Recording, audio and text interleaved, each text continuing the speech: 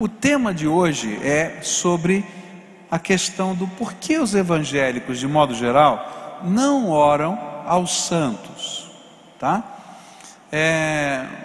Tecnicamente, a gente vai estar estudando do ponto de vista da teologia para poder responder a essa pergunta, o que significa idolatria, tá? E vamos olhar isso na Bíblia, e depois vamos olhar por que a gente não ora aos santos, por que a gente tem outro tipo de maneira de enxergar o significado da oração e do clamor a Deus.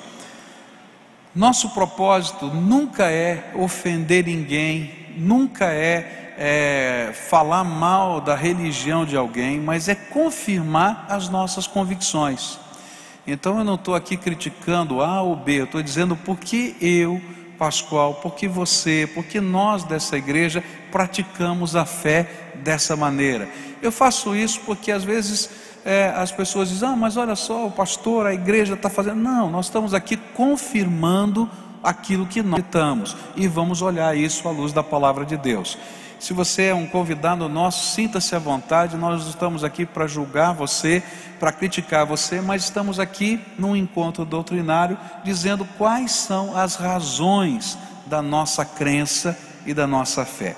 Então eu vou começar tentando definir o sentido da palavra idolatria, tá? Essa palavra vem do grego, né? Ídolo, e lautreia, ou lautreian, que é o verbo adorar ídolos.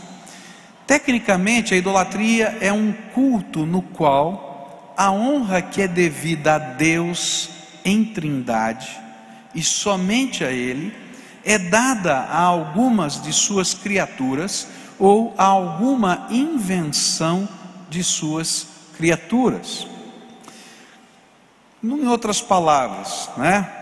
Quando eu coloco alguém além de Deus Pai, Deus Filho e Deus Espírito Santo, e presto culto, adoro, ou coloco em destaque maior do que Deus Pai, Deus Filho e Deus Espírito Santo, eu estou praticando a idolatria. Nesse sentido, é o culto que se presta aos ídolos, às imagens, como se estas fossem a própria divindade, ou como se a divindade habitasse dentro delas. E também pode indicar a veneração ou a adoração a qualquer objeto, pessoa, instituição, ambição e etc., que toma o lugar de prioridade na vida dessa pessoa e diminui assim a honra que devemos a Deus. Então o que eu quero dizer com isso é que tem gente que adora o seu time de futebol, que tem gente que adora o seu carro, não é? Porque coloca num destaque, num nível de importância tão grande determinadas coisas, que atrapalha a vida familiar, que atrapalha outros contextos, e atrapalha até a sua própria fé, porque rouba o tempo que é de Deus, rouba o lugar que é de Deus, a honra que é de Deus, e assim por diante. A pergunta é, será que a gente adorar, cultuar, orar para imagens seria idolatria? Essa é uma pergunta. Bom, essa ideia, não é? Ela pode ser respondida nas Escrituras, mas a gente primeiro precisa perguntar o que a gente faz quando a gente está orando para uma imagem, orando para um santo. A gente está pedindo que uma determinada criatura divina, porque todos nós somos criados por Deus, Deus é o único que existe por existir, tudo que mais existe foi criado por Deus, ela seja intermediária entre nós e Deus, não é isso mesmo? Então eu estou fazendo uma oração para uma determinada entidade espiritual, A, B, C, D, tanto faz, e eu estou pedindo, olha, por favor, intermedia, leva o meu recado para Deus. Não é isso que a gente faz? Agora, olha só o que a Bíblia fala a respeito disso. Quando a gente lê a Bíblia, por exemplo, em 1 Timóteo 2, versículos 5 e 6, a Bíblia diz assim: pois há um só Deus, e um só mediador entre Deus e os homens, Jesus Cristo, o qual se entregou a si mesmo como resgate por todos, e esse foi o testemunho dado em seu próprio tempo.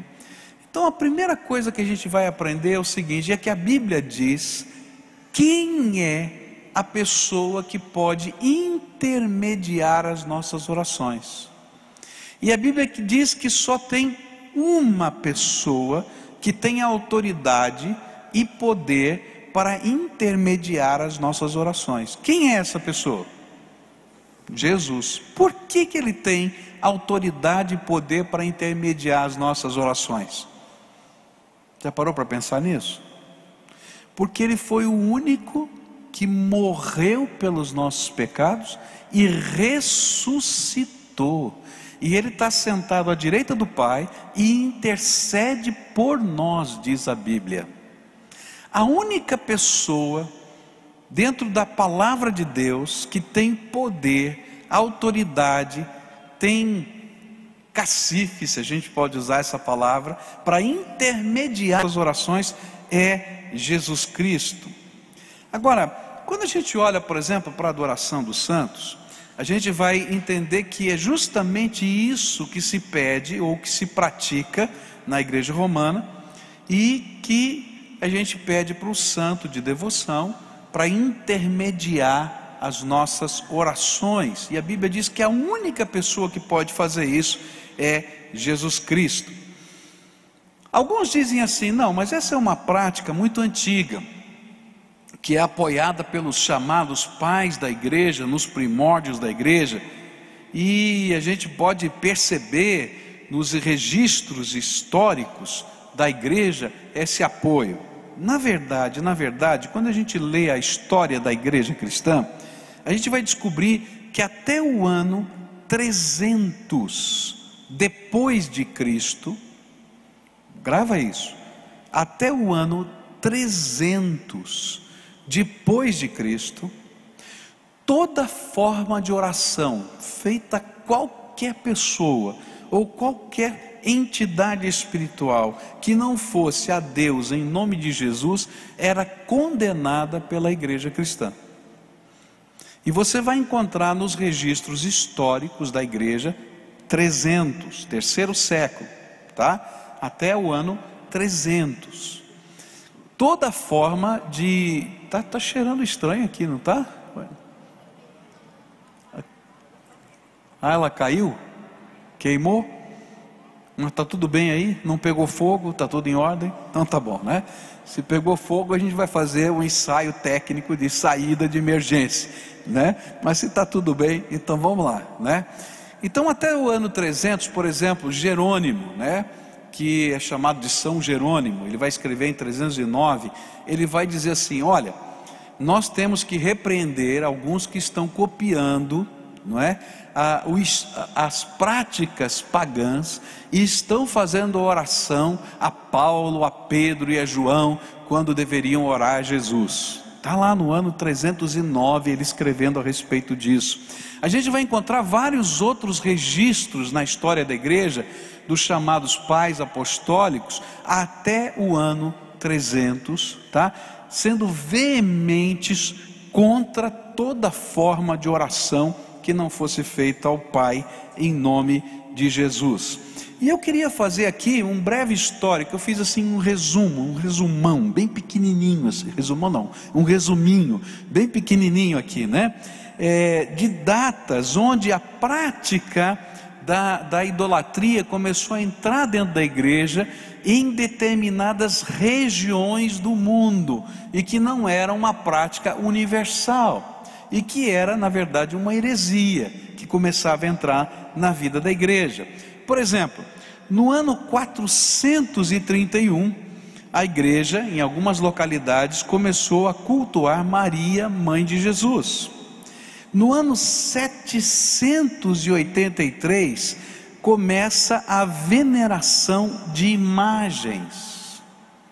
É interessante a história de como as imagens começaram a ser veneradas. A maioria das pessoas não sabia ler e escrever. Então o que eles faziam? Eles faziam quadros, eles faziam mosaicos no chão, das igrejas, eles faziam vitrais nas janelas com cenas da Bíblia.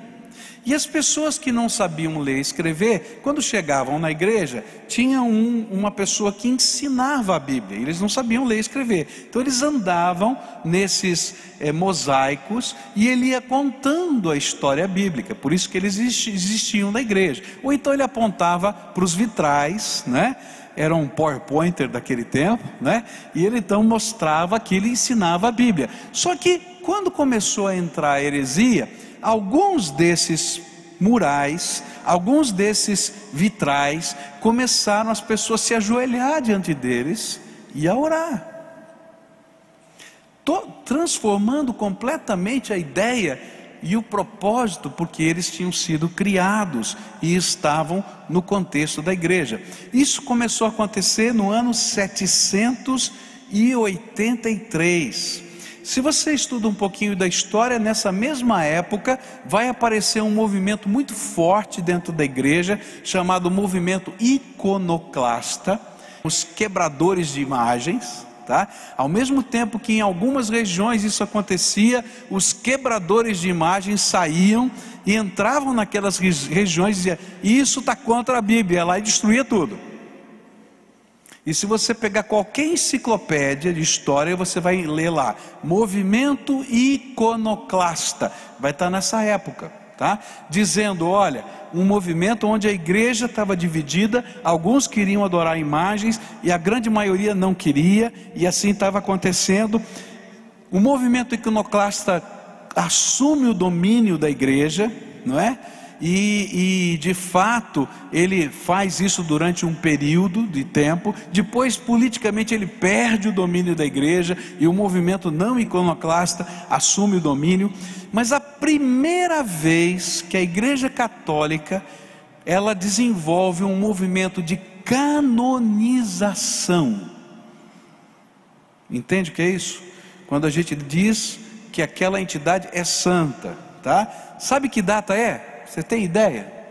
Chuta aí, mais ou menos. Ah, aparece a cola aí, agora não vale. Aí ficou fácil. 933 depois de Cristo.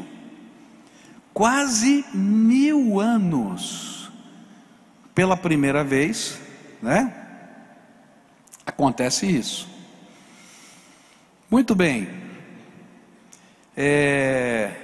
No ano 1854 e depois no ano 1950, depois então de 18 séculos de resistência, a igreja impôs os dogmas sobre Maria. O primeiro em 1854, da Imaculada, ou seja, nascida sem mancha do pecado original, e em 1950 o da Assunção de Maria ao céu.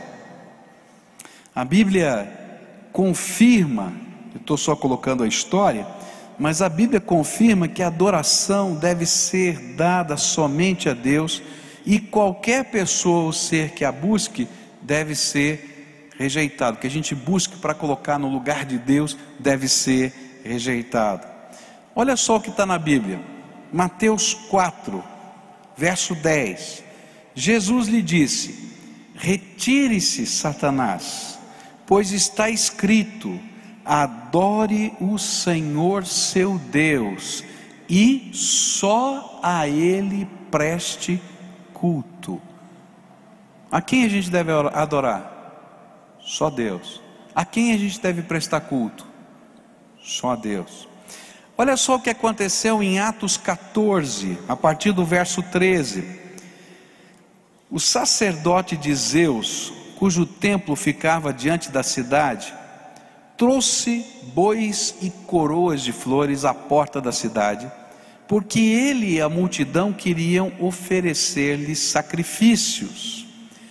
Paulo e Barnabé estavam lá na cidade, tinham feito milagres, e aí eles vieram para oferecer sacrifícios para eles. Ouvindo isso, os apóstolos, Barnabé e Paulo, rasgaram as roupas e correram para o meio da multidão gritando: homens, por que vocês estão fazendo isso?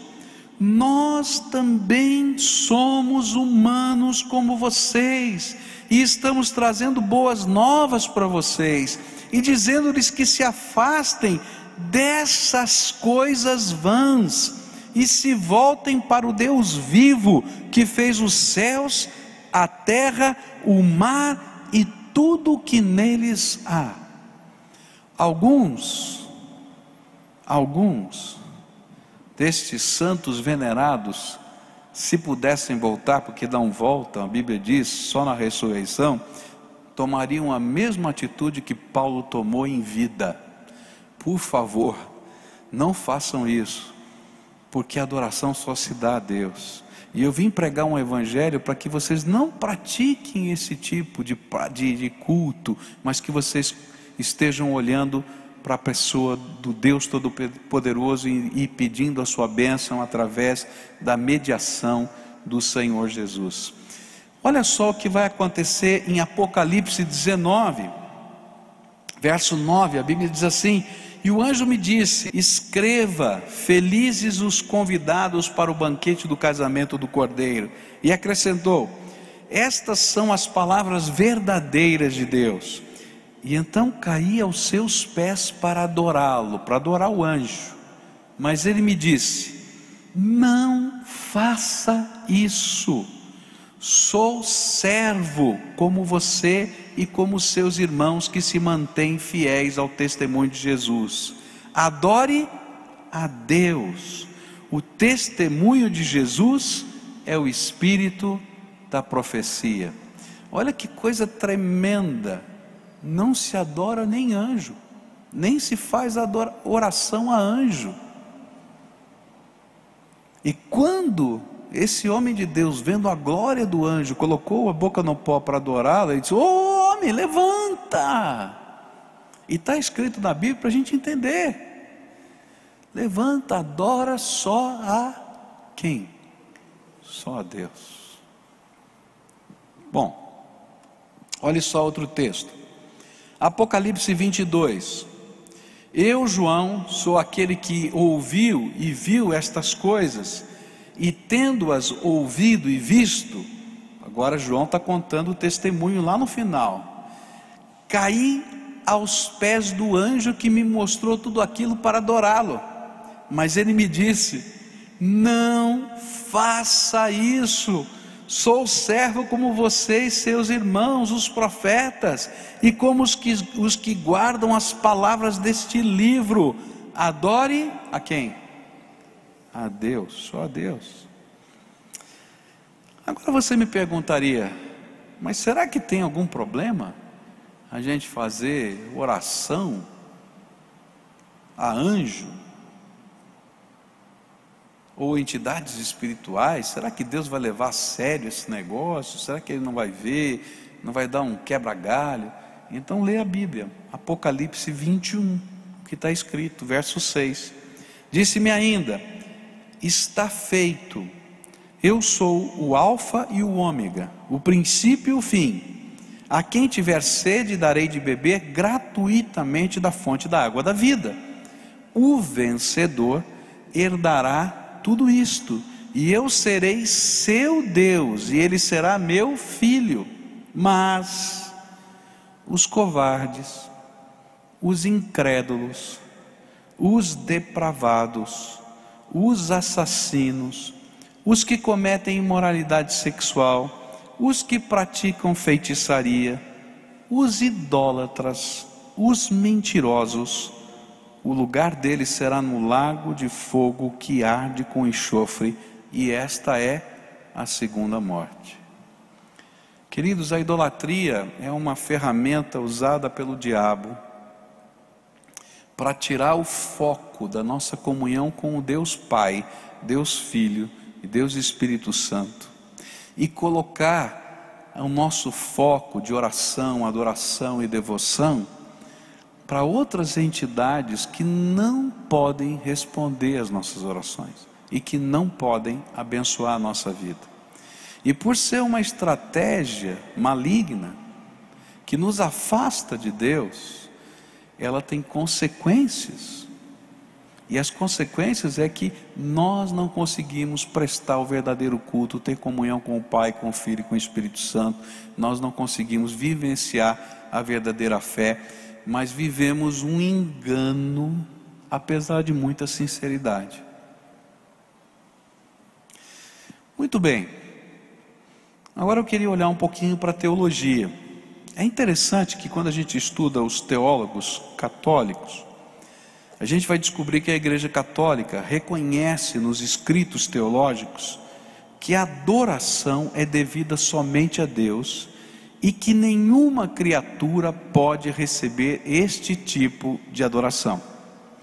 Mas eles usam duas palavrinhas técnicas, latreia, que nós falamos aqui, que é adorar, e usam uma outra palavra em grego que eu não me lembro qual é agora, não é? E diz assim, essa palavra não significa de fato adorar, significa algo parecido como venerar, honrar, aplaudir, alguma coisa assim, mas não é adoração. Então a adoração mesmo só pode ser dada a Deus, mas esse negócio que a gente faz, de falar com os santos, de dar-os, etc., não é adoração.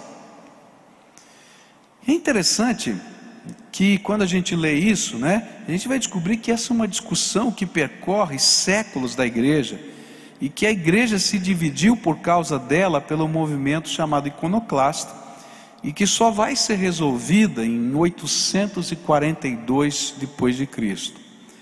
E aí a igreja vai admitir a adoração dos santos. Então nós precisamos entender o que Deus entende como adoração, para que possamos avaliar o que é praticado hoje, tá? Então os teólogos dizem assim, bom, adorar a Deus, adorar só a Deus, mas isso que a gente faz não é adoração, é veneração, tá? Então a pergunta é, o que Deus considera adoração? Se a gente olhar na Bíblia e conseguir responder essa pergunta, a gente vai dizer assim, se a gente estiver praticando isso que a Bíblia diz que é adoração, e que não for dado a Deus, vai ser alguma coisa que Deus não aceita. Você concorda comigo? Tá? Então vamos olhar alguns textos da Bíblia que nos ensinam o que é adoração, tá? O que para Deus representa adoração. Então olha só o que está na Bíblia em Êxodo 20.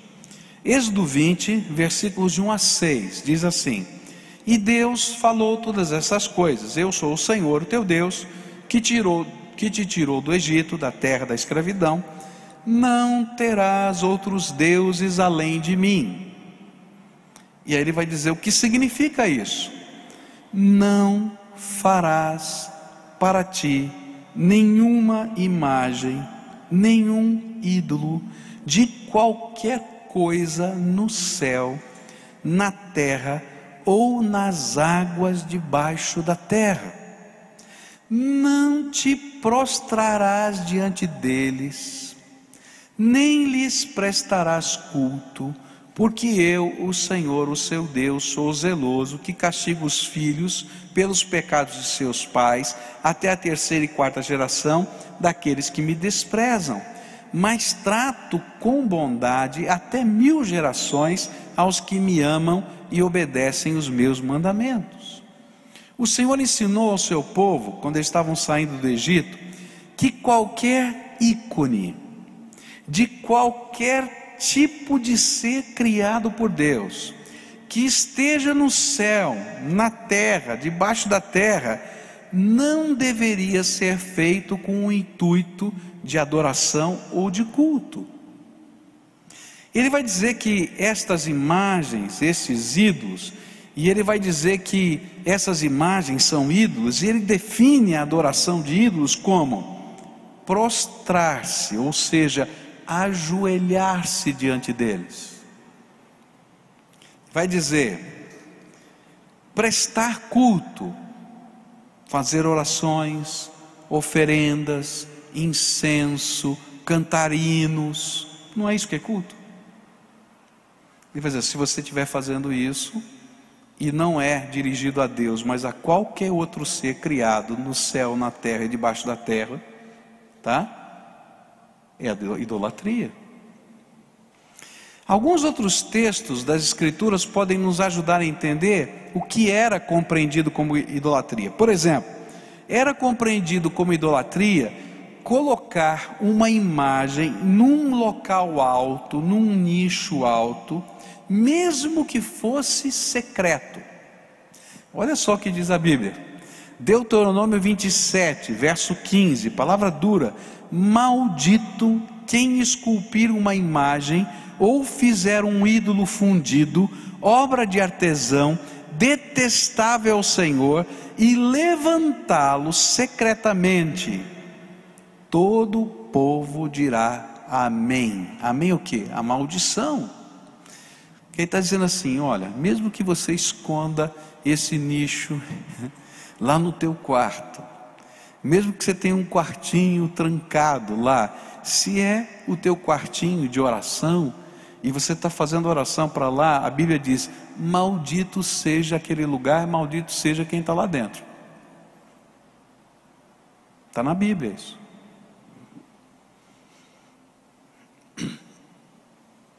Olha só o que diz a Bíblia: se eu fizer uma imagem com propósito de culto, e colocar essa imagem num sacrário, num santuário, olha só o que diz a Bíblia, Isaías 44, verso 6: assim diz o Senhor, o Rei de Israel, o seu Redentor, o Senhor dos exércitos: eu sou o primeiro e eu sou o último, além de mim não há Deus. Quem então é como eu? Que ele o anuncie, que ele declare e exponha diante de mim o que aconteceu desde que estabeleci meu antigo povo e que ainda está para vir, que todos eles predigam as coisas futuras e o que irá acontecer. Não tremam, nem tenham medo. Não anunciei isto e não o predisse muito tempo atrás? Vocês são minhas testemunhas. Há outro Deus além de mim? Não existe nenhuma outra rocha, não conheço nenhuma. Todos os que fazem imagens nada são, e as coisas que estimam são sem valor. As suas testemunhas nada veem e nada sabem, para que sejam envergonhados. Quem é que modela um Deus e funde uma imagem que de nada lhe serve?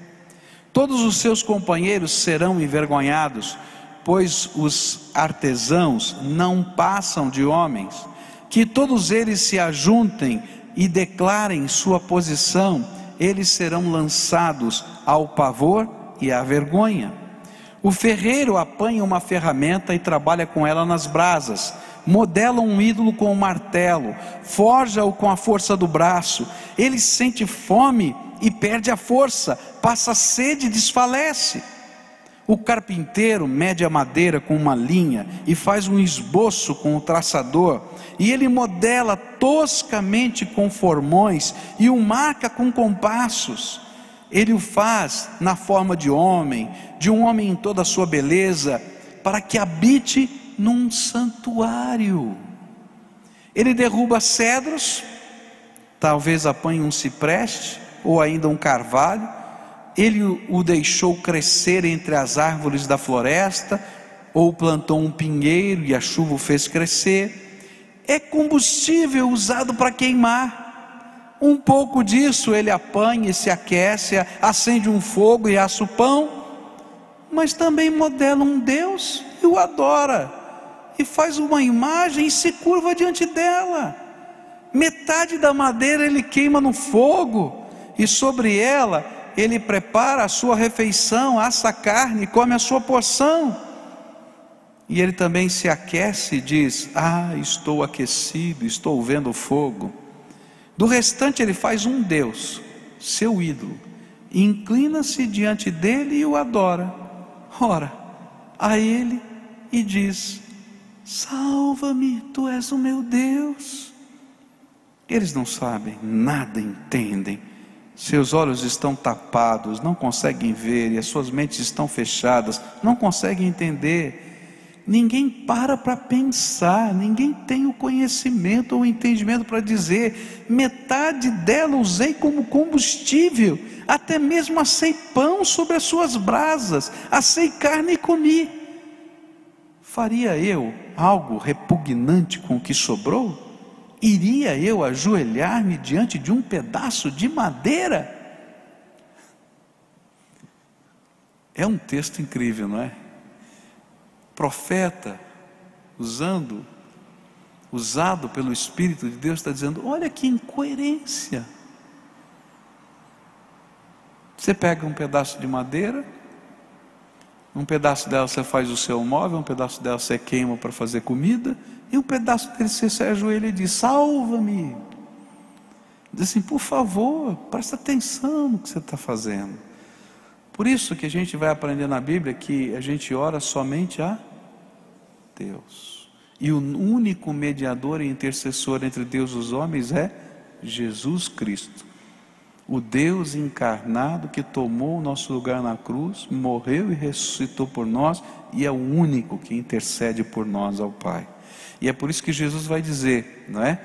Que ninguém vai ao Pai senão por mim. Jesus disse: não tem outro caminho, eu sou o caminho, a verdade e a vida, e ninguém vem ao Pai senão por mim. Modelaram uma imagem com o objetivo de se curvar a ela para orar, adorar ou prestar culto, segundo a Bíblia, é idolatria.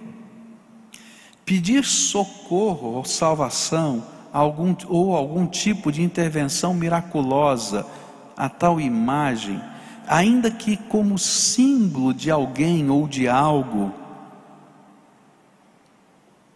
nem ainda como se fosse símbolo de Deus, quanto mais de criatura, é permitido por Deus na Bíblia, e Ele chama essa prática de idolatria. E a Bíblia vai dizer que quando a gente vive essa prática, isso significa que está havendo uma cegueira espiritual no meu coração. E mais, esse texto vai dizer que essa prática é repugnante diante de Deus. É muito forte no Velho Testamento e no Novo Testamento a maneira como Deus olha para essa questão. Outra coisa que a Bíblia define como idolatria: pedir orientação a um ídolo. Abacuque 2 diz assim: de que vale uma imagem feita por um escultor, ou um ídolo de metal que ensina mentiras? Pois aquele que o faz confia em sua própria criação, fazendo ídolos incapazes de falar. Ai daquele que diz à madeira: desperte, ou a pedra sem vida: acorde. Poderá o ídolo dar orientação? Está coberto de ouro e prata, mas não respira. É forte demais, não é? A Bíblia está cheia de textos assim. O que a Bíblia está dizendo é que é uma incoerência lógica você pegar um pedaço de madeira que você usa para uma coisa e para outra e dizer que é o seu Deus. Que é uma incoerência lógica você acreditar que alguma resposta pode vir da sua própria criação. E o que está por trás é uma coisa muito estranha. É mais fácil para o homem criar o seu próprio Deus do que se render ao Deus verdadeiro e justo que existe, o único que existe. O que mais a Bíblia diz? É interessante que a gente olha na Escritura e vê uma série de práticas que aconteciam no Velho Testamento que continuam acontecendo hoje. Havia uma prática naquele tempo de fazer bolos ou comidas para honrarem os ídolos. E aí se fazia o bolo, se fazia uma forma no formato daquele ídolo, né? Se fazia a festa com aquele bolo no formato, depois comia, né? E olha só, diz assim, Jeremias capítulo 7: e você, Jeremias, não ore por este povo, nem faça súplicas ou pedidos em favor dele, nem interceda por ele junto a mim, pois eu não o ouvirei. Não vê o que estão fazendo na cidade de Judá e nas ruas de Jerusalém? Os filhos ajuntam a lenha, os pais acendem o fogo, e as mulheres preparam a massa e fazem bolos para a rainha dos céus. Além disso, derramam ofertas a outros deuses para provocarem a minha ira. É incrível, né? Outra coisa que a Bíblia vai dizer, que se a gente buscar tais entidades, delas bênção ou prosperidade, através de oferendas e festas de celebração à sua honra, a Bíblia chama isso de idolatria. Jeremias 44 diz assim, verso 16: nós não daremos atenção à mensagem que você nos apresenta em nome do Senhor. É certo que faremos tudo o que dissemos que faríamos. Queimaremos incenso à rainha dos céus, derramaremos ofertas de bebidas para ela, tal como fazíamos nós e nossos antepassados, nossos reis e nossos líderes na cidade de Judá e nas ruas de Jerusalém. E naquela época tínhamos fartura de comida e éramos prósperos e nada sofríamos. Mas desde que paramos de queimar incenso à rainha dos céus e de derramar ofertas de bebidas a ela, nada temos tido e temos perecido pela espada e pela fome. E as mulheres acrescentaram: quando queimávamos incenso à rainha dos céus e derramávamos ofertas de bebidas para ela, será que era sem o consentimento dos nossos maridos que fazíamos bolos na forma da imagem dela e derramávamos as ofertas de bebida? E então Jeremias disse a todo o povo, tanto aos homens como às mulheres que estavam respondendo a ele: e o Senhor? Não se lembra ele do incenso queimado na cidade de Judá e nas ruas de Jerusalém por vocês e por seus antepassados, seus reis e seus líderes e pelo povo da terra? Será que ele não pensa nisso? Quando o Senhor não pôde mais suportar as impiedades e as práticas repugnantes de vocês, a terra de vocês ficou devastada e desolada, tornou-se objeto de maldição e ficou desabitada, como se vê no dia de hoje. Foi porque vocês queimaram incenso e pecaram contra o Senhor e não obedeceram a sua palavra e nem seguiram a sua lei, os seus decretos e os seus testemunhos, que esta desgraça caiu sobre vocês, como se vê no dia de hoje. O profeta vai dizer: olha, é justamente o contrário. A idolatria traz o castigo de Deus. A idolatria não é neutra, não é... Deixa eu só abrir aqui esse negócio, espera aí.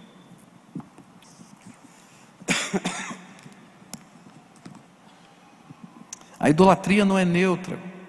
A religiosidade não serve qualquer uma. Tem que ser do jeito de Deus, senão não funciona, porque Deus não aceita. E imaginar que eles, essas entidades espirituais, e não o Senhor, que os ídolos e não Deus é que esteja nos abençoando, não é? É pecado de idolatria. Isaías 40 diz assim: com quem vocês compararão Deus?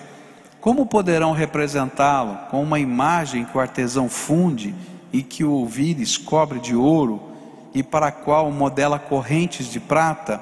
Ou com o ídolo do pobre, que pode apenas escolher um bom pedaço de madeira e procurar um marceneiro para fazer uma imagem para que não caia?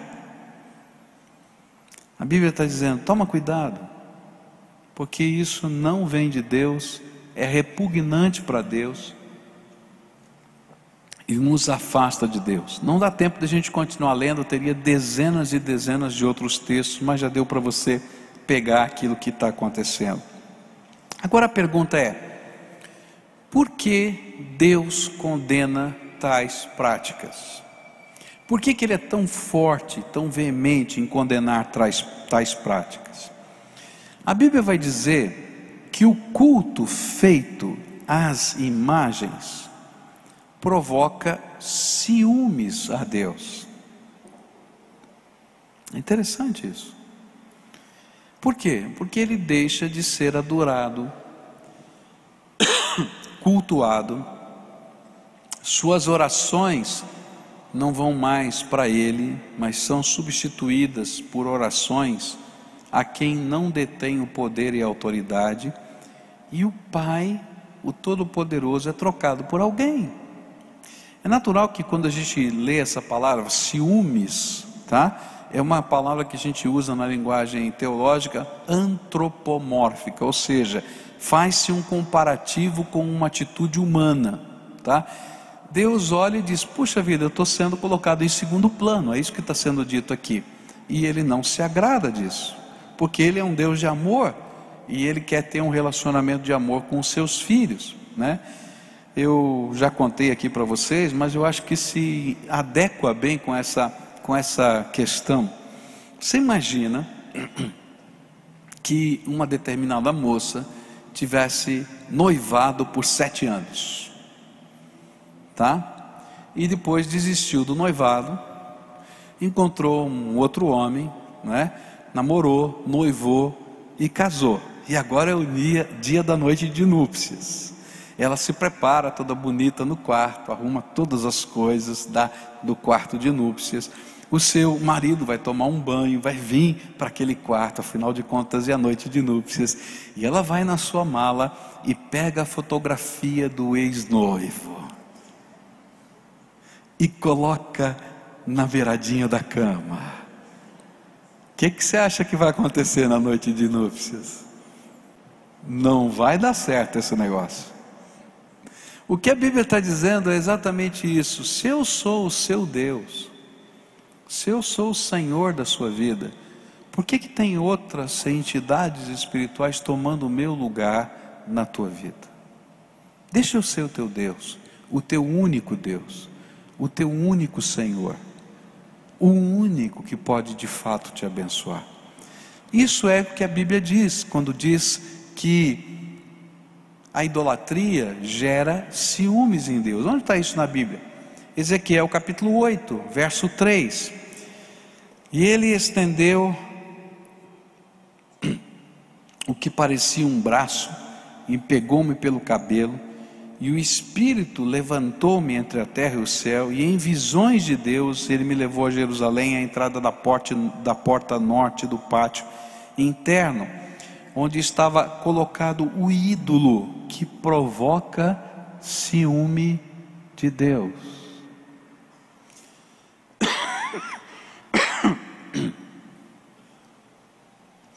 É interessante que a Bíblia vai fazer uma comparação e vai dizer que toda forma de idolatria é uma espécie de adultério espiritual. É como se você, como servo de Deus, eu como servo de Deus, nós como igreja do Senhor Jesus, somos a esposa, e essa é uma figura da igreja, é a esposa amada de Deus, no sentido figurativo, né? De que é preciosa, eleita, amada, imaculada, nesse sentido de que Deus tem um carinho muito especial por nós, e que nós não fôssemos fiéis ao nosso esposo espiritual, numa linguagem metafórica, e nós tivéssemos outros personagens na nossa vida. E a Bíblia então vai sempre comparar idolatria com adultério espiritual. Um trecho só da Bíblia, só para a gente ter isso em mente, é Oséias capítulo 4, verso 12. Eles pedem conselhos a um ídolo de madeira, e de um pedaço de pau recebem resposta. Um espírito de prostituição os leva a desviar-se. Eles são infiéis ao seu Deus. E é interessante isso. A Bíblia está dizendo, tá, que o que está por trás desse processo de cegueira espiritual, o que está por trás desse processo de adultério espiritual, nessa linguagem metafórica, é um espírito, não é? Que ele chama de espírito de prostituição, que ele vai chamar de Deus desse século lá no Novo Testamento, que é Satanás, porque ele tem o propósito de desviar a verdadeira adoração de Deus para qualquer outra coisa. A Bíblia diz que aqueles que se perdem, porque o Deus desse século cegou o seu entendimento. A Bíblia está dizendo no Velho Testamento que eles estão praticando a idolatria porque um espírito de prostituição os desvia desse compromisso único e fiel a Deus.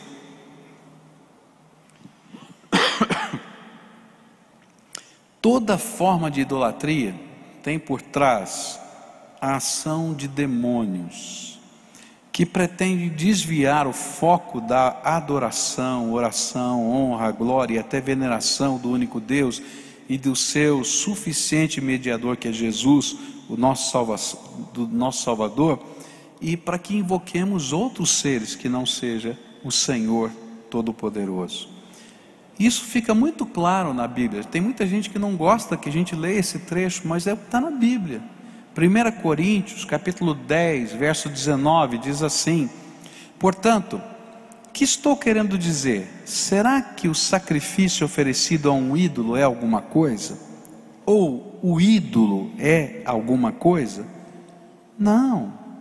Quero dizer que os pagãos sacrificam, que o que os pagãos sacrificam é oferecido aos demônios e não a Deus. E não quero que vocês tenham comunhão com os demônios.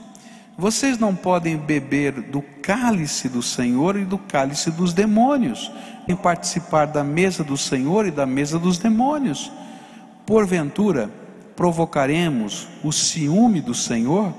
Somos mais fortes do que Ele? O que a Bíblia está dizendo?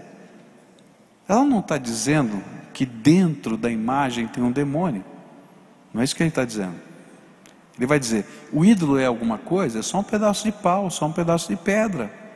Mas na instituição chamada idolatria, tá? Existem demônios que estão por trás, que afastam o foco da adoração do Deus Pai, Deus Filho e Deus Espírito Santo para qualquer outra entidade.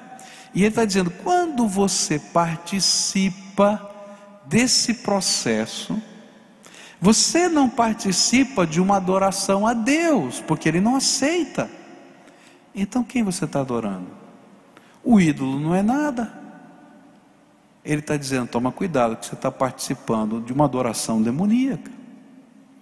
E será que a gente pode participar ao mesmo tempo da adoração a Deus e da adoração dos demônios? Tem lógica isso? É exatamente isso que Paulo está falando para a gente em 1 Coríntios 10. O que mais a gente pode aprender? A palavra do Senhor vai dizer para a gente, né, que toda honra dada às imagens provoca a ira de Deus. Jeremias 44 diz assim, a partir do verso 25: assim diz o Senhor dos exércitos, Deus de Israel: vocês e suas mulheres cumpriram o que prometeram quando disseram: certamente cumpriremos os votos que fizemos de queimar incenso e derramar ofertas de bebidas à Rainha dos céus. Prossigam, façam o que prometeram, cumpram os seus votos, mas ouçam a palavra do Senhor, todos vocês judeus que vivem no Egito. Eu juro pelo meu grande nome, diz o Senhor, que em todo o Egito ninguém de Judá voltará a invocar o meu nome ou jurar pela vida do soberano Senhor. Vigiarei sobre eles para trazer-lhes a desgraça e não o bem. Os judeus do Egito perecerão pela espada, pela fome, até que sejam todos destruídos. O que eu quero dizer é que Deus não leva isso como algo inofensivo, porque não dá para adorar a Deus e participar de uma instituição. Eu não estou falando desse ídolo, mas de uma instituição que desvia de Deus e que tem um outro promotor. É por isso que a Bíblia vai dar um conselho em 1 Coríntios 10, verso 14. Por isso, meus amados irmãos, fujam da idolatria. Porém, alguns dizem assim: não há nada demais impedir a esses homens e mulheres piedosos que já morreram que interceda por nós e nos abençoe. O que tem de mais? Eles estão lá, eles vão lá bater um papinho com Deus, mas a gente já viu que a Bíblia não aceita isso. Mas olha, se você imagina que esses homens, mulheres, santos de devoção sua, vão interceder por você e que você pode falar com eles em oração, então tem um outro problema. Olha só o que a Bíblia diz em Deuteronômio 18: quando entrarem na terra que o Senhor, o seu Deus, lhes dá, não procurem imitar as coisas repugnantes que as nações de lá praticam. Não permitam que se ache alguém entre vocês que queime em sacrifício o seu filho ou sua filha, que pratique adivinhação, ou se dedique à magia, ou faça presságios, ou pratique feitiçaria, ou faça encantamentos, que seja médium, que consulte os espíritos, ou consulte os mortos. O Senhor tem repugnância por quem pratica essas coisas, e é por causa dessas abominações que seu Deus vai expulsar aquelas nações da presença de vocês. Permaneçam inculpáveis perante o Senhor, o seu Deus. A gente não ora nem a favor dos mortos, porque cada um tem que decidir a sua vida diante de Deus, e cada um é responsável diante de Deus. E a gente nem ora para que os mortos intercedam por nós, porque isso é repugnante para Deus. Então, mesmo que o morto seja um bom morto, continua sendo repugnante para Deus. Está claro isso, Bíblia? Olha só o que a Bíblia vai falar sobre isso.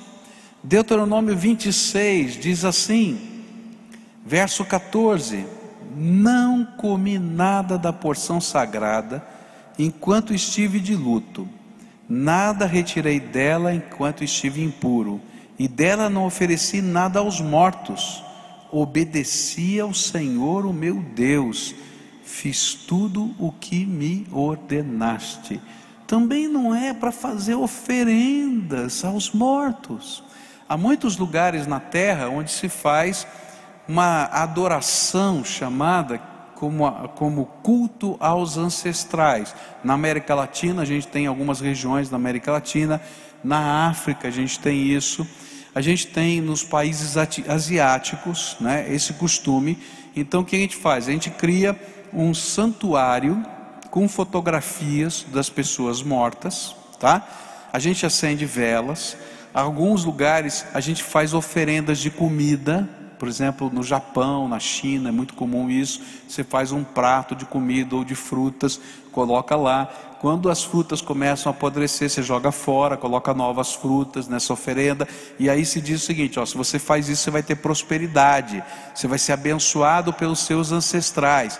De vez em quando você vai lá, se ajoelha, pede para esses ancestrais abençoarem você, abençoarem a sua família. A Bíblia está dizendo, não faça isso. Está claro isso?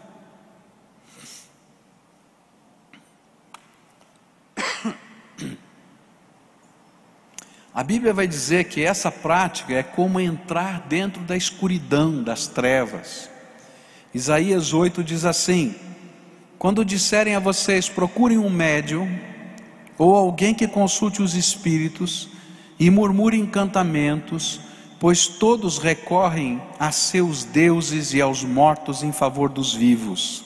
Respondam: a lei e os mandamentos, se eles não falarem conforme esta palavra, vocês jamais verão a luz. Aflitos e famintos vaguearão pela terra. Quando estiverem famintos, ficarão irados, e olhando para cima, amaldiçoarão o seu rei e o seu Deus. E depois olharão para a terra e só verão aflição, trevas e temível escuridão, e serão atirados em densas trevas. A Bíblia é muito clara falar que toda forma de idolatria, toda forma de oração aos mortos, toda forma de oração a anjo, toda forma de oração a qualquer entidade no céu, na terra, debaixo da terra, que não seja Deus Pai, através de Jesus, o seu Filho, mediado pelo Espírito Santo de Deus, ou seja, nessa participação santa da Trindade, é idolatria, é escuridão, é pecado, é abominável a Deus, é entrar na escuridão, porque a gente está cultuando não a Deus, mas a Bíblia diz a quem a gente está cultuando: demônios. Agora, se você sabe qual é o grande perigo da idolatria, e para mim essa é a grande dificuldade, o grande perigo da idolatria é que ela é tremendamente inclusiva, enquanto que a adoração a Deus é exclusiva. É muito interessante que toda vez que você entra por um processo de idolatria, você vai ser tremendamente inclusivo. Por exemplo, se você for para a Índia, sabe quantos deuses tem na Índia?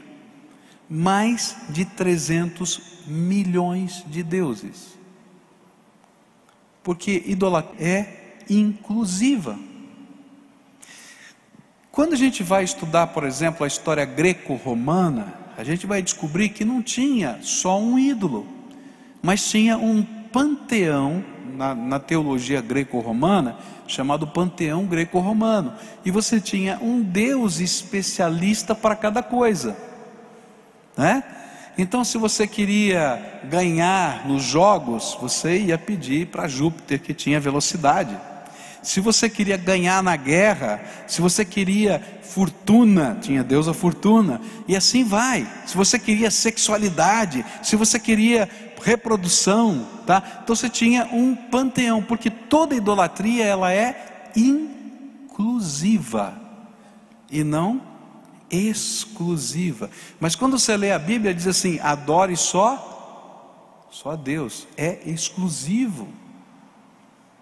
Agora, quando a gente estuda, por exemplo, a evolução da adoração de santos dentro da Igreja Católica, você vai perceber a mesma coisa, que é uma adoração inclusiva e não exclusiva.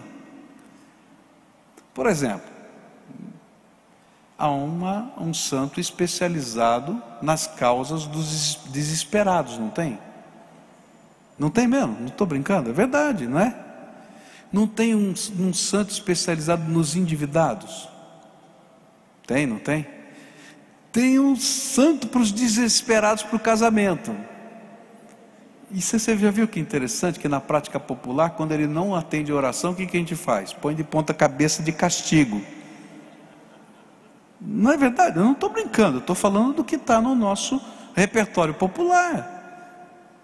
Porque toda adoração a ídolos, ela é inclusiva, enquanto que a adoração a Deus é exclusiva. É interessante que quando você vai na Índia pregar o Evangelho, eles não têm problema de receber Jesus. Tem 300 milhões de deuses, mais um. Agora, quando você diz para ele assim: se você quer receber Jesus, você tem que abandonar todos os teus 300 milhões de deuses e dedicar sua vida exclusivamente a Deus Pai, Deus Filho, Deus Espírito Santo, através da mediação de Cristo. Ele entra em pânico.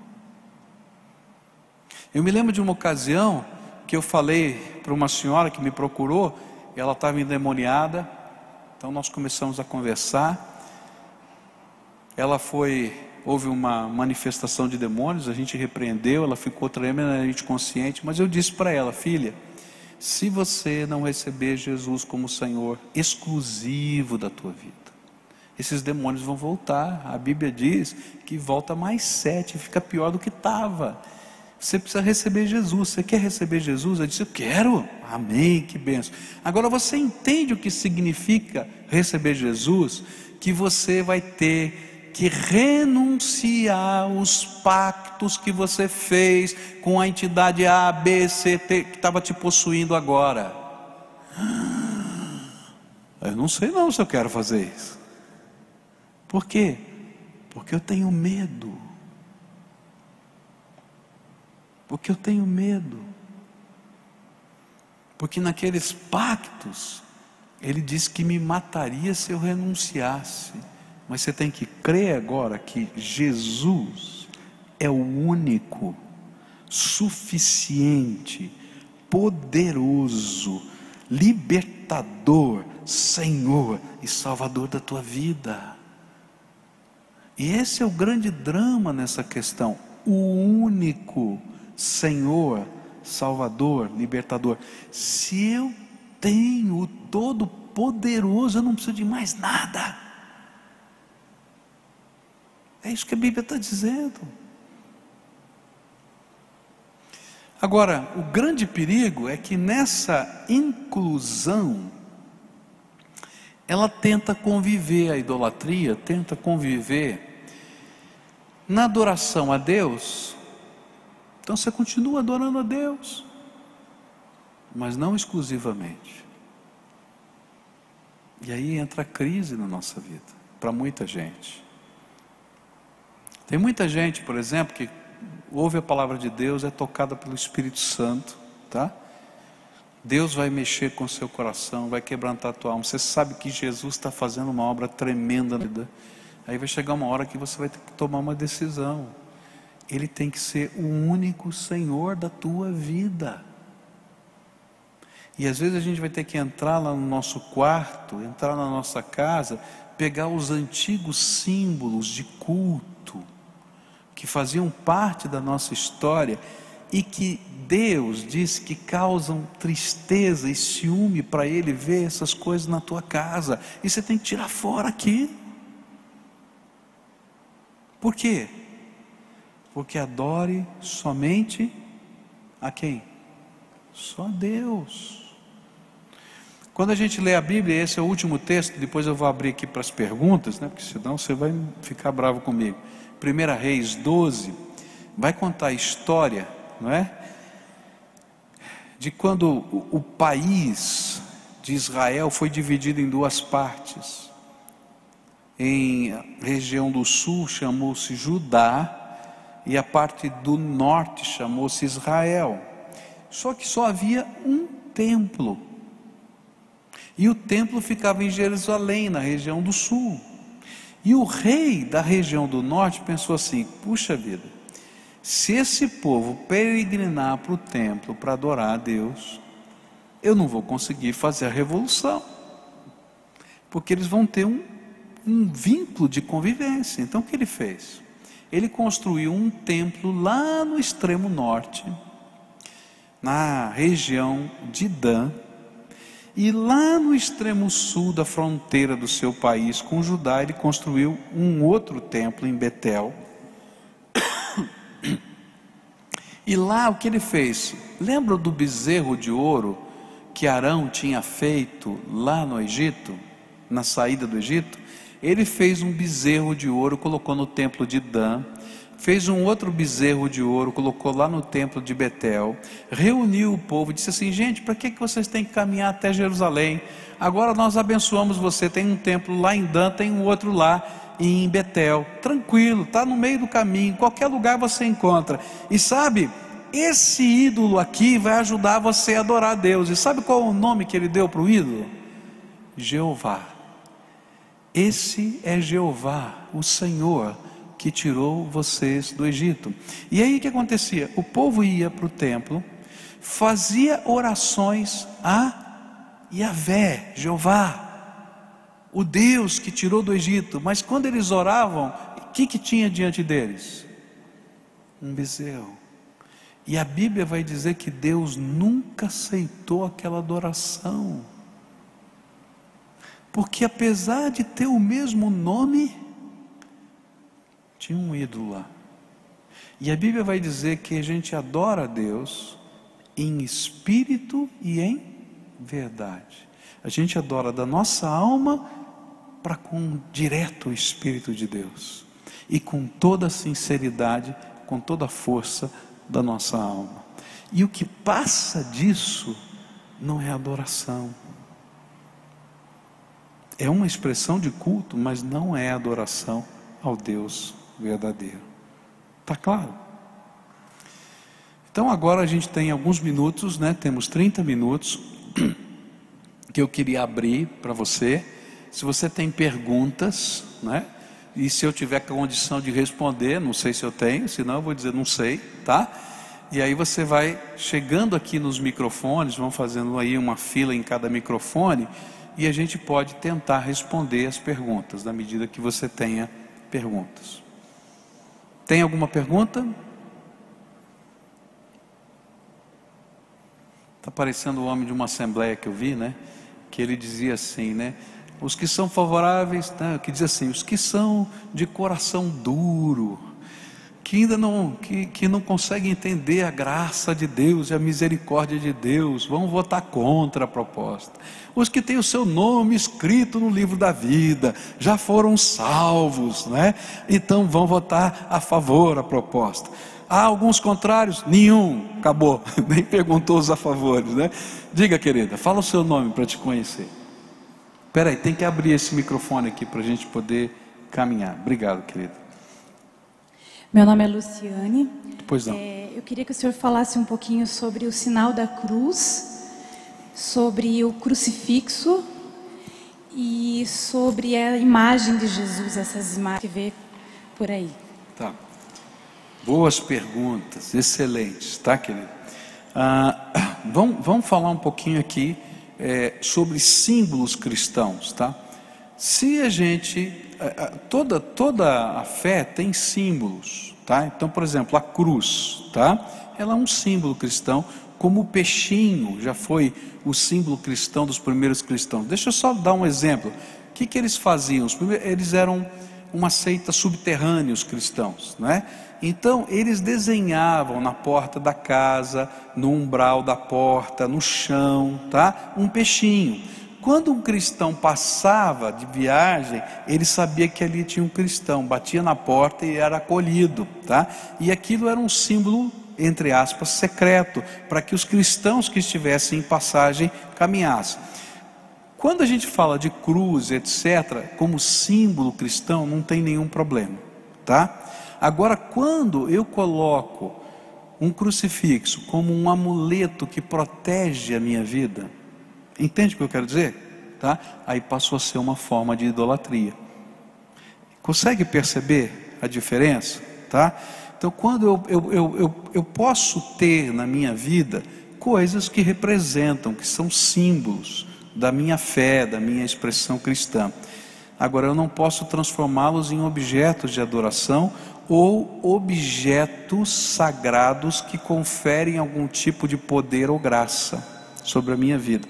Tem muita gente que usa, tá? No sentido de dizer, bom, isso aqui está me abençoando, está me protegendo. Então eu diria não. Como na prática brasileira, a maioria das pessoas que usam o crucifixo, usam dentro dessa crença de que há uma bênção, então de modo geral os evangélicos do Brasil nem penduram cruz, tá? Agora, por exemplo, se a gente for na Europa ou na Índia, tá? Os cristãos que usam uma cruz não usam no sentido de adoração, eles usam para ostentar para todo mundo que ele é cristão, como a gente usa uma camiseta com uma frase bíblica, tá? Então a gente tem que ter esse bom senso de discernir as coisas. Na nossa cultura, a maioria das pessoas tem um entendimento diferente naquela cultura, então a gente toma cuidado, porque a Bíblia diz que eu não posso escandalizar aquele que está do meu lado, ainda que eu tenha consciência da minha própria fé. Quanto ao sinal da cruz, também é uma expressão de benzedura, tá? Eu, através do sinal da cruz, eu estou, vamos dizer assim, quase que me benzendo, quase que me abençoando, tá? Então, como expressão de uma crença nesse sentido, ela tem dificuldades na minha prática, na minha visão. Tá claro? Tá? Tem mais alguma pergunta? Vem lá, chega aqui. Boa noite, meu nome é Valério. Em 2002 teve um debate aqui em Curitiba, o Henrique Cristo e o Padre Quevedo, e lá foi aberto um momento ali para perguntas, né? E um jovem perguntou para o Padre Quevedo por que ele usava a cruz no pescoço, né? e que aquilo era uma forma de idolatria. Então o padre Quevedo respondeu o seguinte para ele, que eles têm esse costume na Igreja Católica porque significa transferência. Quando ele beija a cruz, é semelhante ao rapaz ali, se ele beijasse a foto da namorada dele, né, que ele estava tendo uma lembrança. Um outro ponto também, a pergunta minha é referente ao posicionamento, referente a essas conclusões, essas respostas que os católicos dão. Em alguns blogs que existem pela internet, alguns católicos falam o seguinte, que a questão da idolatria, da geração de imagens ali, né, Deus ordenou a Moisés que fosse feito isso na Arca da Aliança, onde foi esculpido ali 2 anjos. Como que a gente pode estar se posicionando perante essas afirmações? Interessante, boa pergunta, as duas são muito boas. Nessa apostila aqui, depois a gente pode colocar no site para você fazer o download, aí eu vou pedir para o pessoal da comunicação me ajudar. Tem 2 notas de rodapé sobre isso, sobre a Arca da Aliança, que eu não falei porque não dava tempo, e sobre a serpente levantada no deserto, que são 2 argumentos colocados. Mas eu vou fazer um resumo aqui, e tem tudo isso escrito. Você que é líder de célula pode baixar lá no negócio da célula, de distribuir e assim caminhar. Eu vou pedir para colocar lá no site mesmo, aberto para todo mundo baixar. Vamos pegar aqui a resposta do Padre Quevedo, tá? É a mesma questão que a gente estava discutindo até agora com relação à veneração e adoração, tá? Vamos pensar assim, se quando eu estou beijando o crucifixo, tá, eu estou expressando alguma forma de adoração a Jesus, é a mesma coisa da pessoa que beijava o bezerro de ouro lá em 1 Reis 12. Por quê? Porque a nossa adoração a Deus, segundo a Bíblia, é em espírito e em verdade, tá? E por que Deus não quer assim? Bom, primeiro eu diria assim de uma forma muito tácita, problema dele, ele que não quer, né? Então, ele que diz na Bíblia que não quer. Mas por quê? Porque a gente como homem, muitas vezes transforma aquilo que poderia ser algo somente inocente, numa crendice, como um amuleto na minha vida. Então Deus não quer que a gente faça isso, por causa que há uma tendência humana de pegar um vitral e transformar num Deus, em se ajoelhar diante de um mosaico no chão e começar a orar para aqueles símbolos. Então Deus, na sua sabedoria, disse não, tá? Responde a sua pergunta, primeira. Segunda, a gente vai aprender que no Velho Testamento você vai encontrar artífices, tá? E foram artífices que esculpiram o querubim, que esculpiram aquilo que estava em cima da Arca da Aliança, tá? Agora, não era para orar para a Arca da Aliança, nem adorar a Arca da Aliança, era uma maneira de decorar a Arca da Aliança que estava lá. E o interessante é que a Arca da Aliança ficava onde? Você lembra de onde ficava? No Santo dos Santos, tá certo? O que era o Santo dos Santos? O santuário, ele estava dividido em 3 partes, tá? Melhor, 4 partes. Tinha o pátio das mulheres e dos gentios. Depois você tinha o segundo pátio, que era dos homens. Depois você tinha o pátio dos sacerdotes. E tinha um lugar separado por 7 cortinas, que só entrava uma vez por ano o sumo sacerdote, amarrado numa corda, e ele não podia encostar na arca, que representava a presença de Deus, tá certo? Porque aquele que encostasse seria morto, e ele andava amarrado numa corda, porque se lá ele desobedecesse a Deus, ele seria fulminado. Então ninguém podia entrar para tirá-lo, tinha que tirar arrastando a corda, tá? E aquele era um lugar onde ele entrava para oferecer o sacrifício a Deus pela remissão dos pecados de todo o povo uma vez por ano. Não era a arca que ficava no meio do povo, como a gente vê às vezes na televisão, todo mundo passa, põe a mão, faz oração. Não, não era isso, era uma outra questão. Quando foi levantada a serpente no deserto, aconteceu o seguinte: o povo de Deus murmurou, tá certo?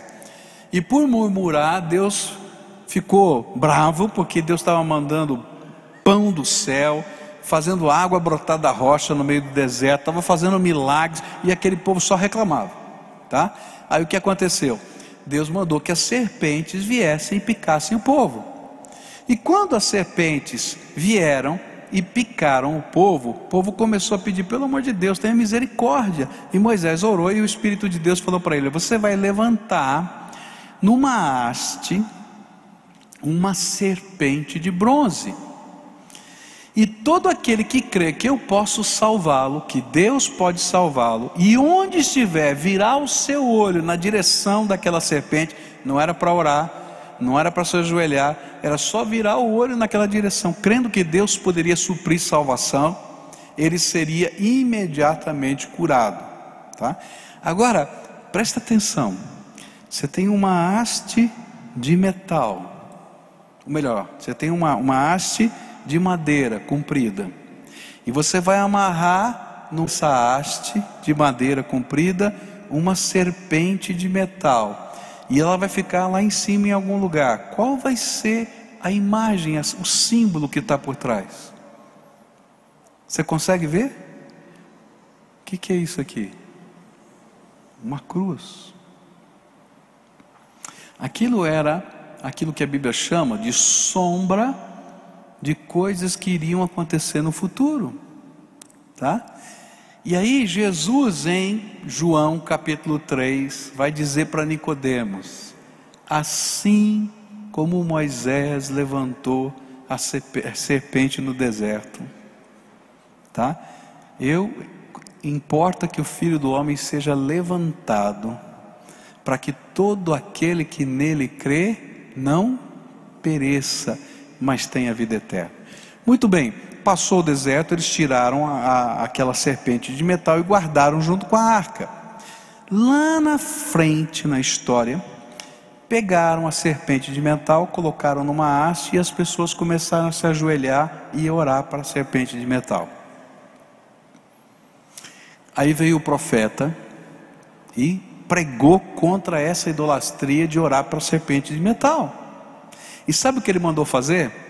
Vocês vão pegar a serpente de bronze, vão moer a serpente de bronze até virar pó, e vão colocar num grande tambor de água, e todo mundo vai tomar um gole daquela água cheia de bronze, que vai ter gosto ruim, amargo, para entender que toda forma de idolatria é desgraça, é doença e é amargor no meio do povo de Deus. Então o próprio profeta, no Velho Testamento, manda destruir a serpente de metal, moer a serpente de metal, porque ela estava apontando para a cruz, mas o povo começou a beijar a serpente, fazer oração, e aí virou a idolatria, tá? Respondeu? Então tá bom.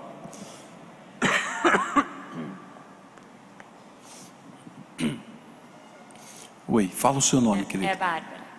Não entendi. Bárbara. Eu queria perguntar sobre o culto ecumênico. Tá. Se Deus recebe o culto ecumênico. Boa. Se nós devemos ir a um culto ecumênico como cristãos. E se eu for a uma igreja católica, uma missa, e não adorar nenhum santo, nem rezar Ave Maria, rezar só o Pai Nosso, Deus vai receber meu culto? Não vai? Boa pergunta. Tá. Querida, vamos lá, por partes, tá? Vamos entender. Eu diria o seguinte: depende muito da liturgia de um culto ecumênico, tá? Por exemplo, eu já participei de vários cultos ecumênicos, tá? Especialmente cultos ecumênicos que são prestados em ambientes neutros. Então você vai, por exemplo, vai ter a formatura, a colação de grau, e lá no Teatro Guaíra vai ter um culto ecumênico, vai ter um pastor, um padre, não sei o quê. Cada um vai trazer uma palavra de fé e praticamente isso virou a expressão do culto. Um dia eu fui fazer um culto ecumênico numa igreja católica. Eu fiz vários deles, tá? E quando eu estava lá dentro, eu, Pascoal, tive uma experiência pessoal muito complicada. Quando eu olhei aquele monte de santo na minha volta, o Espírito Santo falou para mim: filho, o que é que você está fazendo aqui dentro? Porque você está dizendo que tudo isso aqui é a mesma coisa. E a partir daquele dia, eu sei que tem colegas que fazem, e eu não faço mais, tá? E eu tive a minha experiência com Deus. Eu não posso dizer que isso é uma regra para todo mundo. Eu me senti tremendamente mal, como se o Espírito Santo tivesse com ciúmes, né? O que eu estou fazendo nesse ambiente, participando de uma liturgia que eu não concordo, e assim vai. Então eu diria assim, dependendo da circunstância, se é um lugar neutro, se é um lugar onde a liturgia desse culto ecumênico ela não fere nenhum valor, nenhum princípio da minha vida, eu ainda participo. Agora, se você me colocar numa condição em que de alguma maneira avilte a minha consciência, eu não vou participar. Por exemplo, eu não faço um casamento ecumênico. Por que eu não faço um casamento ecumênico? Porque existem alguns valores no conceito católico romano de casamento que eu não concordo. Então eu não posso ministrar o mesmo pé de igualdade. Por quê? A Igreja Católica crê em sacramentos, tá? Nós não cremos em sacramentos. Qual é a diferença entre sacramento e não sacramento? Sacramento é um ato litúrgico que confere uma graça, tá? Então, por exemplo, se eu como a hóstia, tá? Na verdade, ingiro a hóstia, eu estou recebendo uma bênção, tá certo? E um dos sacramentos, são 7 sacramentos da Igreja Católica, é o sacramento do casamento. Então você está, vamos dizer assim, através da liturgia que está sendo feita, e algumas liturgias envolvem a entrega da hóstia, envolve uma série de coisas, você está conferindo uma dessas bênçãos litúrgicas chamada sacramento. Nós cremos que a ceia e o batismo, que não são sacramentos, são ordenanças na nossa visão, são símbolos da nossa fé e não são atos que conferem graça ou têm poder em si mesmos. Então eu vou dizer, como é que eu posso comungar na mesma visão se eu tenho problemas de consciência com relação a isso? Então eu tenho algumas dificuldades. Eu, Pascoal, tenho, tá? Responde?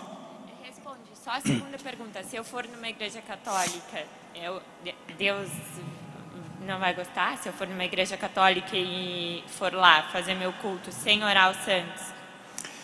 Você vai em que contexto, querido? Por exemplo, o meu namorado é católico. Tá. E para ele vir na igreja comigo, eu tenho que ir na igreja católica com ele. Tá. Então, se eu for à igreja católica, não orar aos santos... Não, né, querida, você é coberta com a graça de Jesus, não tem nenhuma maldição que pegue, tá? Fica na paz, tá? Eu quero dizer o seguinte, agora, entenda que essa relação não pode ser uma relação só de negócio, né? Você está caminhando para um casamento, tá? E a Bíblia é muito clara com relação a determinados valores. Como é que você vai viver a tua vida inteira, ter filhos, etc., com essa dicotomia de valores? Então você ir hoje ou amanhã para uma situação social e tal, não é esse o problema. Mas e o resto da vida? Como é que vai ser? Essa é a grande pergunta que eu tenho para ti. Tá bom? Vamos lá.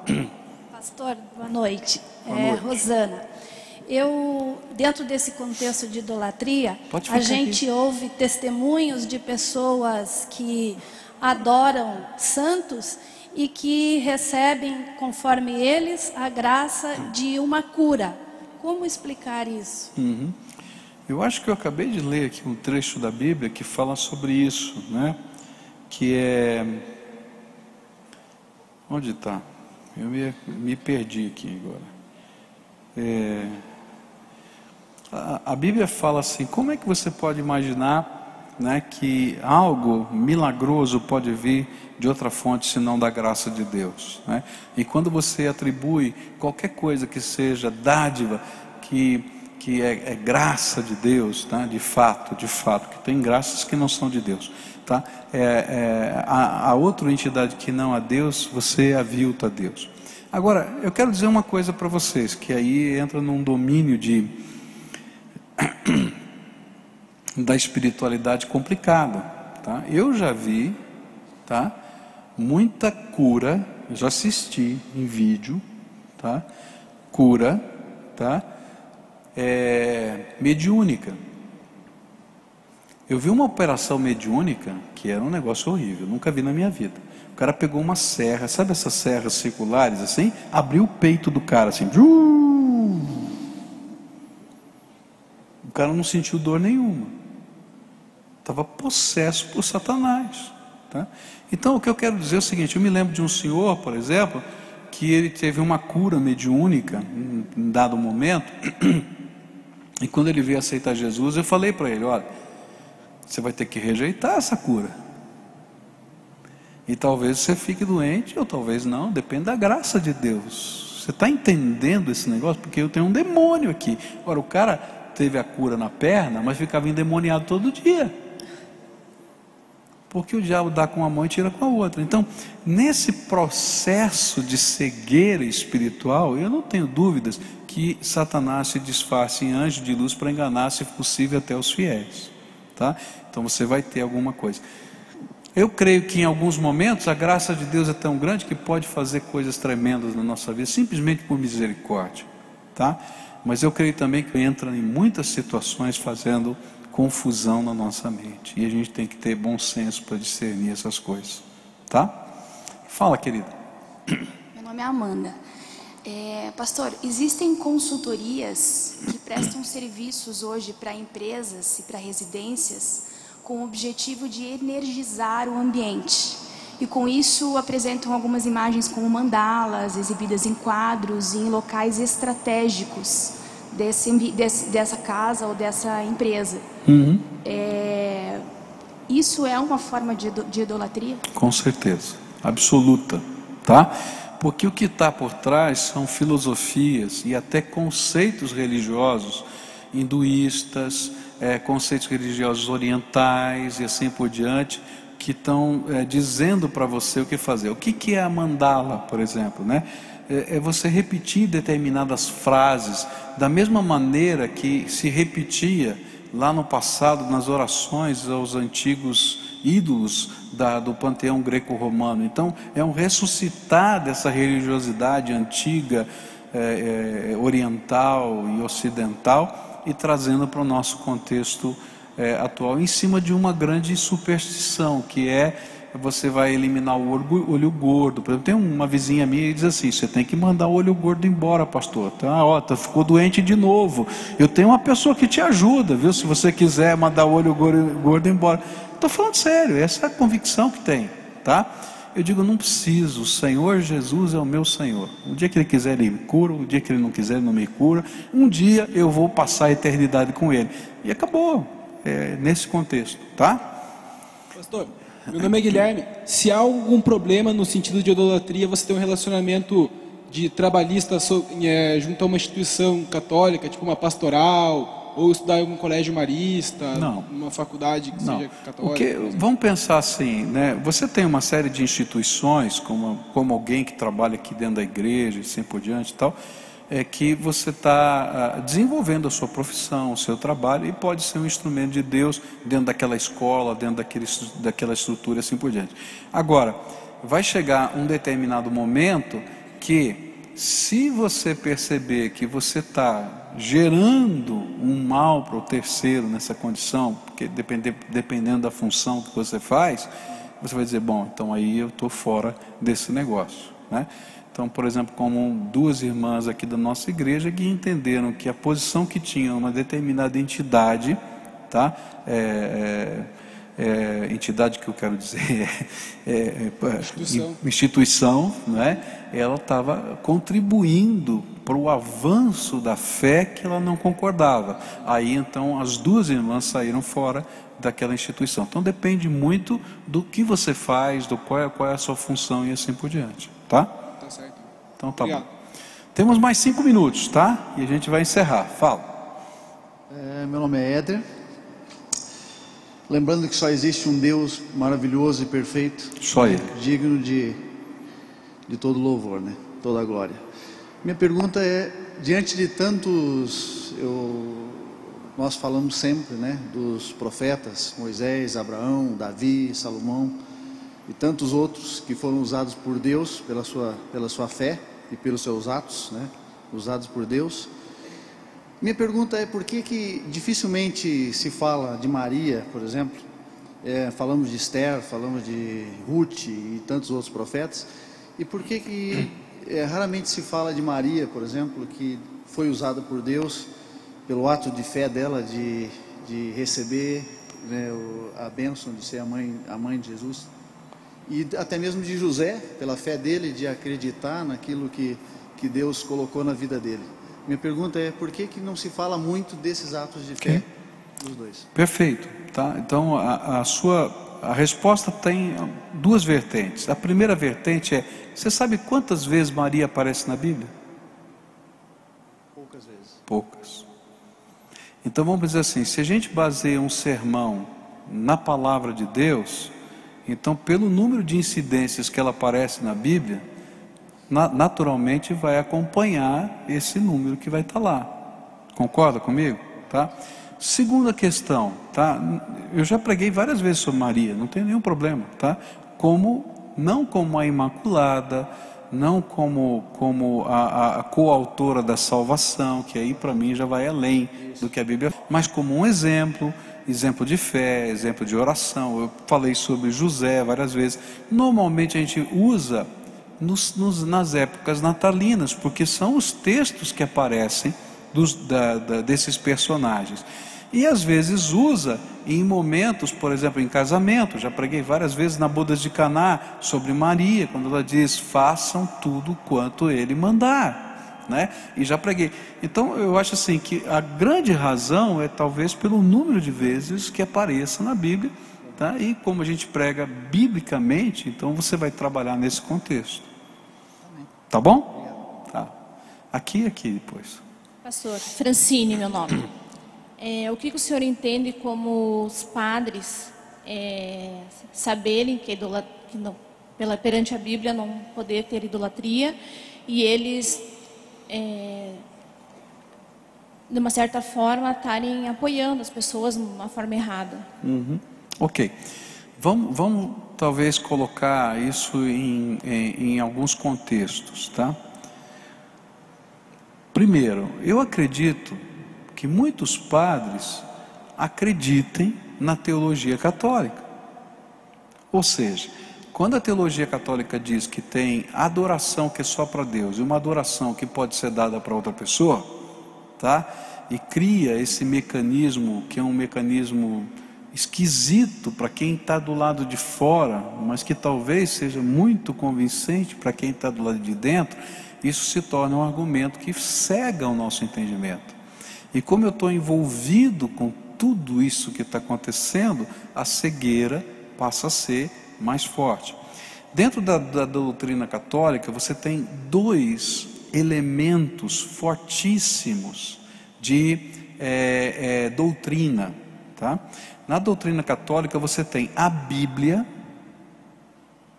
e a tradição da igreja, e os dois estão no mesmo pé de igualdade. Está entendendo? Na reforma protestante, a reforma foi só a Bíblia,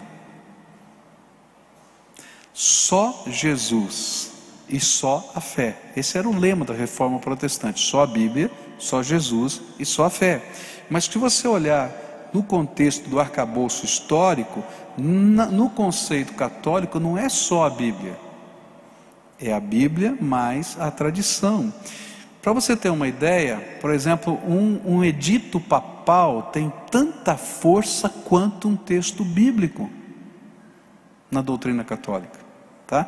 Então eu acredito que tem muita gente tremendamente bem intencionada, mas por causa dessas ferramentas, a mente fica obstruída. Aí o que acontece? Você vai encontrar dentro do catolicismo uma série de padres que a gente chama de padres biblicistas, que são especialistas em Bíblia, que são os maiores críticos da própria Igreja Católica, né? Por exemplo, tem um padre chamado Hans Kung, que escreve um texto chamado A Igreja, tá? E é muito interessante, porque Hans Kung, ele é um biblicista. Ele começa a olhar a Bíblia e olhar para a igreja, olhar a Bíblia e olhar para a igreja, e diz assim: opa, tem alguma coisa errada. Se você ler o capítulo 4, por exemplo, do livro como é que é? Carisma e Poder, como é? Do Leonardo Boff, Carisma e Poder. Tem uma primeira palavra que eu não lembro agora, né? Que é a Igreja, Carisma e Poder, tá? Se você ler o capítulo 4, que ele faz uma análise da Bíblia e da história da igreja, você diz assim: olha, se ele escrevesse isso em 1532, ele estava pregando as 99 teses na porta da igreja lá de Wittenberg, da mesma maneira. Por quê? Porque quando começa a ler a Bíblia com um olhar de que ela é autoridade, começa a haver alguma percepção. Aí, vamos dizer assim, às vezes vai-se até um determinado ponto, e aí não se consegue dar o próximo passo, tá? Mas são livros muito interessantes de se ler, tá? Por exemplo, do Hans Kung, muito interessante, o capítulo 4 da Igreja, Carisma e Poder, do Leonardo Boff, escrito por 2 padres contemporâneos nossos aqui, que a gente parou de dizer: olha, o cara teve peito para escrever isso aqui, porque olhou para a palavra e olhou essa questão de uma maneira diferente. Então, eu creio que há uma cegueira, há um processo espiritual de cegueira. Entende o que eu quero dizer? Vai obstruindo a visão, e aí vai corroborado nessa cegueira com esses documentos da igreja e assim por diante, que diz: ó, não, a Bíblia diz isso, mas olha, o Papa fulano de tal falou isso, o concílio não sei da onde falou aquilo, tá? E aí vai criando esses documentos à parte, tá bom? Fala, querido. Oi, eu sou Aurélio. O senhor falou de olho gordo, aquilo me gerou uma dúvida. Dúvida não, que todo mundo comenta assim: ah, porque fulano de tal botou olho gordo, que está com inveja, ou eu inventei um negócio, estou fazendo um negócio, tu chega lá: ah, por que você fez, que ideia boa, e começa, você vê que um tem inveja aqui, outro começa, você monta um negócio, tu começa a olhar, até que ponto essa história de olho gordo, inveja, influencia num cristão, aquele que só teme a Deus e se conhece que Deus é o único Salvador? Boa pergunta, excelente pergunta, que está dentro do nosso contexto da cultura. Querido, a Bíblia diz uma coisa tremenda: aqueles que te abençoarem serão abençoados, aqueles que te amaldiçoarem serão amaldiçoados. Olho gordo não pega, porque você é lavado no sangue de Jesus, selado pelo Espírito Santo da promessa, tá? Tenha paz. Se quiser ter olho gordo, o problema é dele, né? Vai ficar gordo, né? Mas eu vou continuar firme aqui em nome de Jesus, tá? Pode ficar tranquilo, tá bom? Última pergunta, tá? E a gente vai encerrar. Ah, essa moça estava levantando, vem aqui, eu vou responder a sua pergunta, vai, se eu souber, tá bom? Boa noite, pastor, meu nome é Kleber. Uma curiosidade que eu tenho, tanto na igreja católica, eu já observei isso, pessoas que praticam, cultuam, não sei exatamente qual é a relação, com maçonaria. E tenho percebido também isso de alguma maneira entre irmãos evangélicos. Boa pergunta, excelente pergunta. Tá. É a questão da maçonaria, tá? Então vamos. Ela é um culto, ela é um estudo. E qual boa pergunta. Muito bem. Vamos lá. A maçonaria, se a gente vai estudar a questão da maçonaria, você vai encontrar registros históricos, tá? A partir da Revolução Francesa em diante. Se você ler os livros da maçonaria, vai falar que vem desde Salomão e não sei o que, tá. Então aí a gente tem algumas divergências. Mas historicamente vem desde a Revolução Francesa para cá que você consegue documentar o movimento maçônico no mundo. No princípio, ele era um movimento subversivo, vamos dizer assim, no contexto daquela época, por trabalhar a ideia das liberdades individuais e trabalhar o contexto da república, que era o grande sonho maçônico, tá?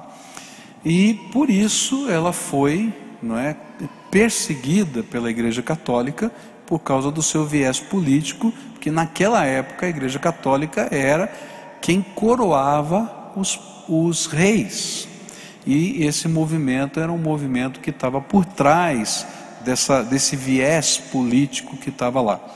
Então isso vai historicamente acompanhar. Agora, quando a gente começa a estudar a liturgia das reuniões maçônicas, você vai encontrar muito de esoterismo dentro dela, tá? Então, você naturalmente pode interpretar essas coisas à luz filosófica, né? Então, como já conversei várias vezes com pessoas, eu sou alguém que está nas trevas, mostra-me por favor a luz, quando você está fazendo a iniciação e tal, etc. Ele diz assim, não, mas é a luz do conhecimento, da sabedoria, da liberdade política que está por trás, e assim por diante. Mas tem todo um viés, vamos dizer assim, litúrgico, muito interessante. Se você vai, por exemplo, você é um maçom e você tem um filho, ele é chamado de lauto, né? E aí você vai convidar, vai fazer uma festa quando ele fica na sua idade assim de puberdade, e você vai fazer o batismo do lauto, tá? E onde você vai copiar determinados padrões da igreja cristã e puxar para dentro da prática maçônica. À medida que você vai crescendo dentro da maçonaria, a filosofia maçônica começa a ser exposta, tá? E a filosofia maçônica, ela é, em alguns aspectos, perniciosa, porque ela envolve posse e poder, tá? Muito fortes. Por exemplo, você vai para uma reunião maçônica, tá?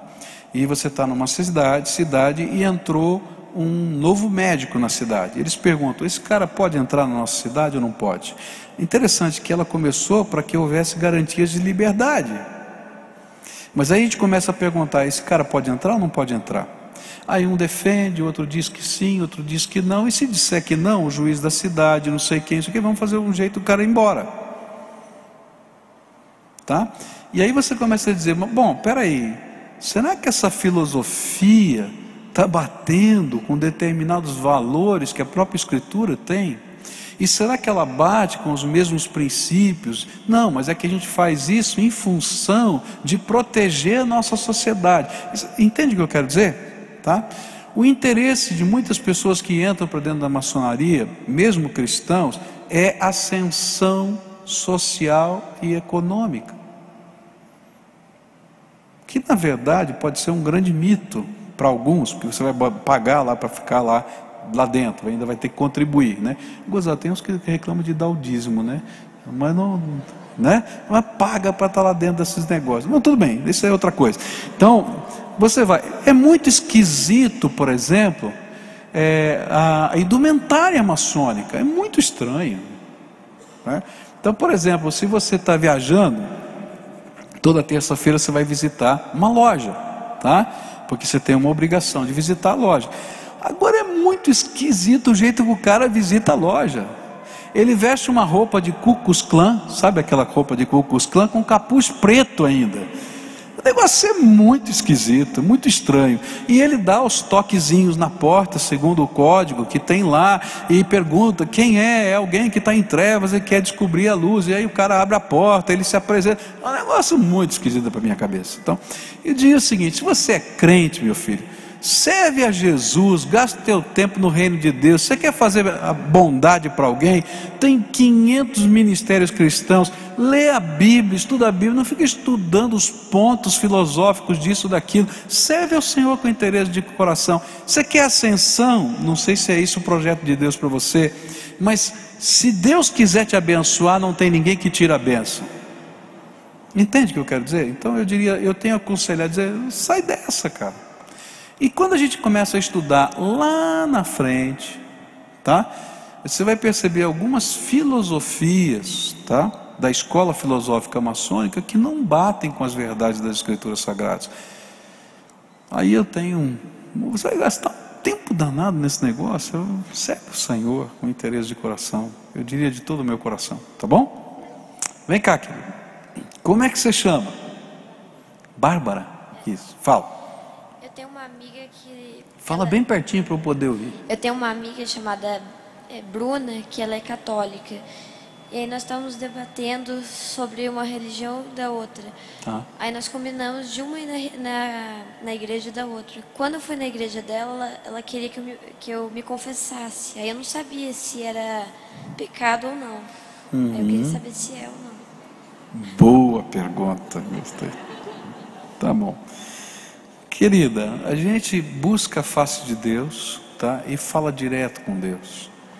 A gente não precisa de nenhum intermediário, nem para confessar os nossos pecados. Agora, não nos impede de, num determinado momento da nossa vida, a gente chegar para um amigo, para uma pessoa chegada, tá? E colocar a situação que a gente está vivendo, pedir um aconselhamento, pedir oração e assim por diante. Então, se você perguntar, nós usamos o confessionário na nossa igreja? Nós não usamos. Nós instruímos você a falar direto com Deus, em nome de Jesus, e Ele vai perdoar os seus pecados. Tá?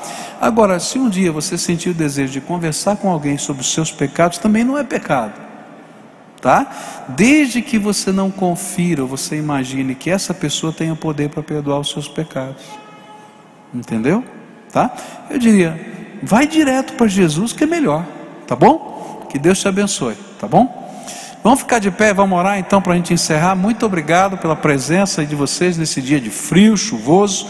Espero que tenha contribuído. Estou pedindo o pessoal lá da comunicação colocar no site o texto, tá? Tem 44 páginas. Tem muita coisa. Você vai escolher alguns pedacinhos. Tem algumas coisas que são minhas, tem algumas coisas que eu peguei copiado de outros. Eu vou já avisar logo, tá? Os apêndices desse material são cópias de outros escritos. A primeira parte é minha e algumas citações tem na nota de rodapé, e algumas notas de rodapé ampliam o que está escrito no texto. O objetivo é dar ferramentas para você poder ajudar pessoas a compreender a verdade. O foco está na Bíblia e a gente tentar olhar para a Bíblia, tá bom? Vamos orar? Muito obrigado, Senhor, porque a gente pode falar direto com o Senhor. Muito obrigado porque a Tua palavra nos diz no livro de Hebreus que a sala do trono está aberta para nós e que a gente pode entrar com ousadia na sala do trono, porque nós temos um sumo sacerdote, Jesus Cristo, que conhece as nossas necessidades e que intercede por nós, ó Pai. Muito obrigado, Pai, porque o Senhor ouve as nossas orações, responde as nossas orações. Muito obrigado porque todo aquele que buscar o nome do Senhor com interesse da alma, o Senhor vai abençoá-lo. Muito obrigado porque o Senhor quer ter comunhão direta conosco. E nessa hora eu quero te pedir, abençoa o teu povo. Leva a tua graça com a tua graça, sustenta no teu amor, e que as convicções da tua palavra estejam na sua alma, na alma de cada um aqui. É aquilo que nós oramos no nome de Jesus. Amém e amém. Vão na paz do Senhor Jesus, tá bom, queridos?